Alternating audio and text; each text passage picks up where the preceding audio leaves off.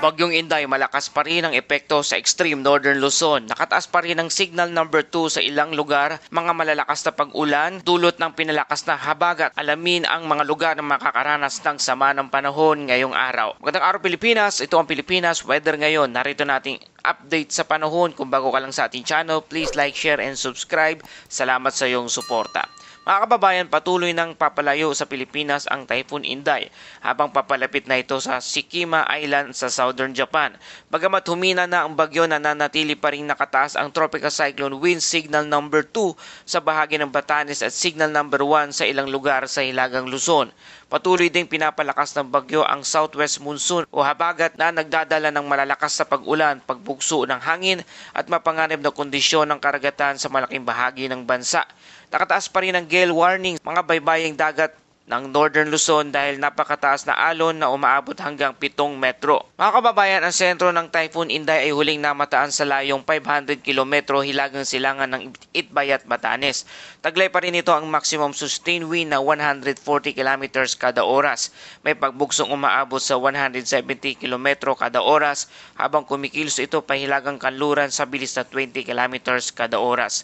Bagamat unti-unti nang humihina ang lakas ng bagyo kumpara sa nakalipas na araw, nananatili pa rin itong isang ganap na typhoon na may napakalawak na sirkulasyon. Umaabot pa rin sa 880 kilometro ang lawak ng malalakas nitong hangin.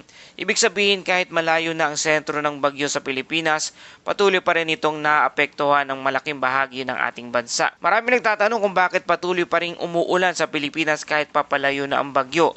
Ang dahilan dito ay tinatawag na enhanced southwest monsoon o pinalakas na hangin habagat.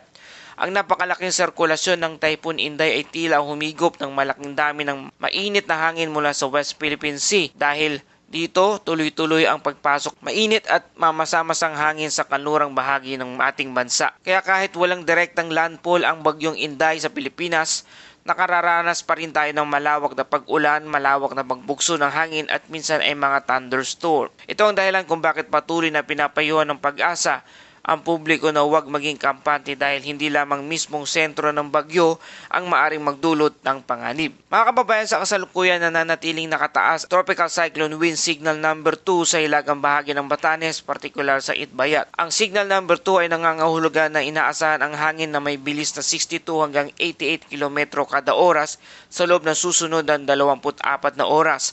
Maaari itong magdulot ng bahagya hanggang katamtamang pinsala sa mga bahay na gawa sa magagaang materyales at gayon din sa mga pananim at puno. Samantala, Signal number 1 naman ang umiiral sa nalalabing bahagi ng Batanes, buong Babuyan Island at hilagang bahagi ng mainland Cagayan, kabilang ang Santa Ana, Gonzaga, Santa Teresita, Bugay, Apari, Claveria, Sanchez Mira, Abulog at iba pang karatig na lugar. Bagamat mas mababa ang antas ng babalang ito, maaari pa rin makaranas ang mga lugar na ito ng malalakas na hangin at pabugso-bugsong ulan. Bukod sa epekto ng hangin, ang mas malaking dapat bantayan ngayon ay ang patuloy na epekto ng habagat. Ngayong araw, malaking bahagi ng ating bansa ang makakaranas ng pabugso-bugsong hangin at mga pag-ulan dahil sa pinagsamang epekto ng habagat at ng malawak na sirkulasyon ng Typhoon Inday. Sa mga susunod na araw, inasahan pa rin makakaranas ng paminsan-minsang malalakas na pag-ulan ang malaking bahagi ng Luzon, Visayas at ilang bahagi ng Mindanao. Mas mataas ang posibilidad ng pagbaha sa mga mabababang lugar lalo na kung magkakaroon ng tuloy-tuloy na pag-ulan. Posible rin ang pagguho ng lupa sa mga bulubundukin at mga lugar na dati nang nakaranas ng malalakas na pag-ulan. Kung kayo ay nakatira sa malapit sa ilog, sapa o paanan ng bundok, mas mabuting maging handa at patuloy na subaybayan ang mga abiso ng inyong lokal na pamahalaan. Nanatiling mapanganib ang karagatan. Sa hilagang bahagi ng bansa, sa Batanes, maaaring umabot ang taas ng alon hanggang 7 metro, habang nasa 6 na metro naman sa Babuyan Island. Sa Cagayan, maaari pa rin umabot sa 5 metro ang taas ng alon. Dahil dito nananatiling umiiral ang gale warning sa mga baybayin ng Northern Luzon.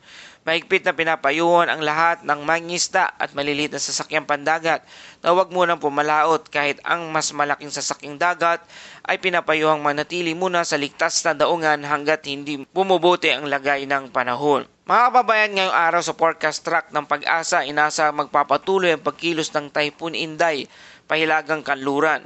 Ngayong araw ay maaari itong dumaan malapit sa sa Kishima Island sa Southern Japan bago tuluyang lumabas ng ating Philippine Area of Responsibility. Pagkatapos nito itatawid ito sa East China Sea at inasa maglalandfall sa silangang bahagi ng mainland China. Habang papasok ito sa kalupaan ng China, inasa namang unti-unti itong hihina at magiging isang severe tropical storm dahil mawawalan ito ng enerhiya mula sa mainit na karagatan.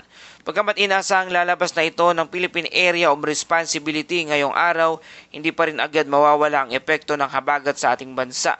Posibleng magpapatuloy pa ang mga pag-ulan at malalakas na hangin sa ilang bahagi ng bansa kahit nakalayo na ang bagyo. Sa mga susunod na 24 oras, patuloy nating babantayan ang tatlo mahalagang sitwasyon. Una, ang tuluyang paglabas ng Typhoon Inday sa Philippine Area of Responsibility. Ikalawa, ang pagpapatuloy ng malalakas na pag-ulan dulot ng pinalakas na hanging habagat. At ang ikatlo, ang posibilidad ng mga pagbaha, pagguho ng lupa at mapanganib na kondisyon ng karagatan sa mga lugar na patuloy na makakaranas ng masamang panahon.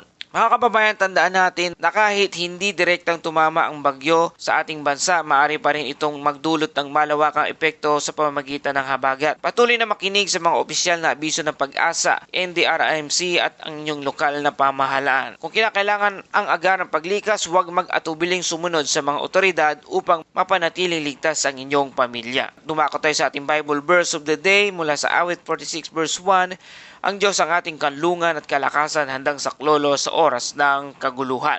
Sa bawat unos ng ating karanasan, ipinapaalala sa atin ng talatang ito na may Diyos na hindi natitinag at lagi handang umalalay. Habang ginagawa natin ang ating bahagi sa paghahanda at pag-iingat, maaari rin tayo magtiwala sa Kanya, sa Kanyang patnubay at kapayapaan. At yan po ating update sa panahon ngayong araw na ito. Naway ng katulong ito sa inyo mga kababayan. Salamat sa iyong patuloy na pagtangkilik at pagsuporta. Patuloy po natin ibahagi ang ulat na ito para sa ating mga kababayan na nangangailangan ng impormasyon. Please like, share, and subscribe. Ito ang Pilipinas Weather ngayon na lagi nagpapaalala, mag-ianda, mag-iligtas, mag-alerto, ingat tayong lahat.